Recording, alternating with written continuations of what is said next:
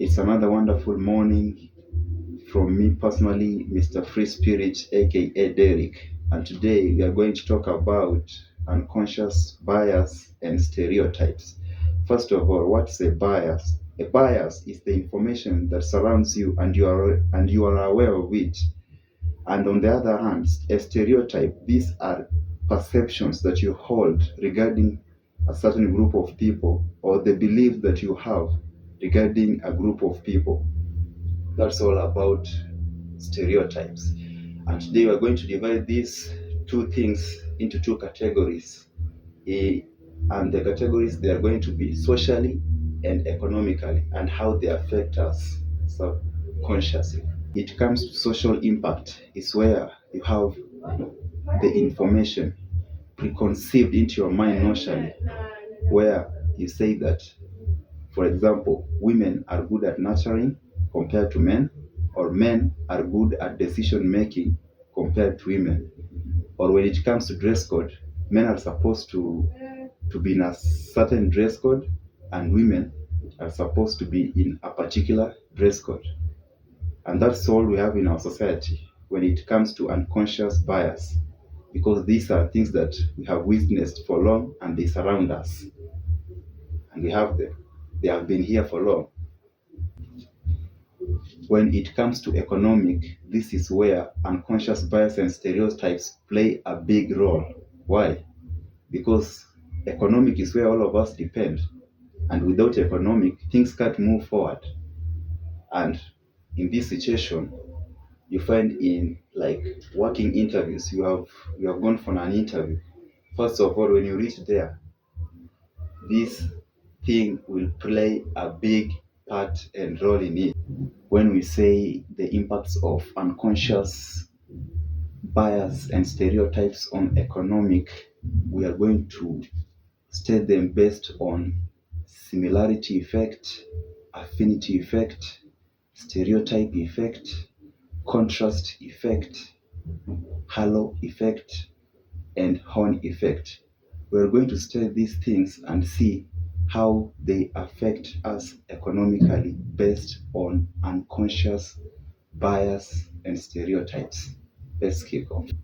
When it comes to similarities effect, this is where, for example, in a job interview, we see the interviewer picking employees based on same background, same traits, and all. And this is where witness lack of diversity and homogeneity in our economy. And this is so bad because we have to witness people being picked according to their qualification and not according to their similarities and traits.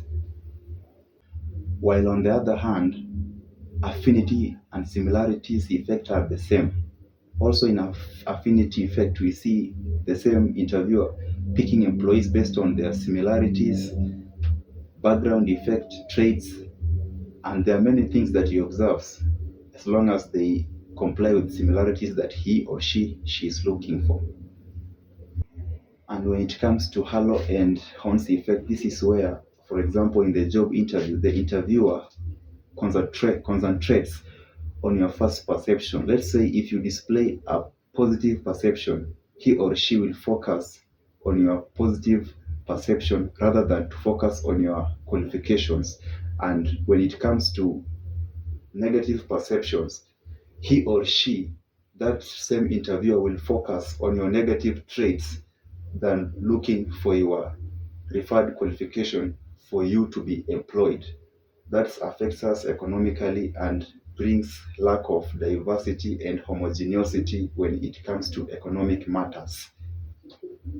As we delve into stereotypes, bias, this is where witness the employer focusing on employing young and energetic people, and he despises the older ones. Why? Because he or she believes that young people have that capability to bring innovation and digital skills into the company compared to older people. That's wrong because we might find that the same older people we are ignoring have got high capabilities of bringing higher innovations and tech skills into our companies. We should see both sides equally and not favor the other side and ignore the other side. In that way, we make our economy a better place for everyone to be treated equally. When we talk about the contrast effect, this is where we make judgment between two people. Let's say that in an interview, the first person spoke very well than the second person. But when it comes to job performance, the first person doesn't deliver 100%, but the second person whom we ignore might deliver 100% compared to the first person whom we selected. And brings lack of diversity and homogeneity in our economic. As as as interviewers or as employers, we must not judge people based on contrast. We have to judge people based on their performance and their duties, if they are being well performed or not. In conclusion, I say that we as individuals, we have to focus on our intentional judgment based on reality and equality.